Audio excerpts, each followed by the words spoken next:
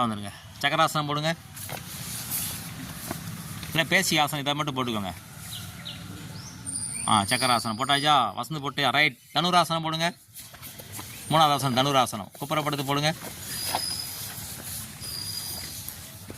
இல்லை பேசிக் ஆசனம் இந்த ஆசனம் நீங்கள் வச்சுங்க. ரைட் போதும், வெரி குட். உசட்டாசனம் போடுங்க. உசட்டாசனம் நல்லா வளைஞ்சிக்கோங்க.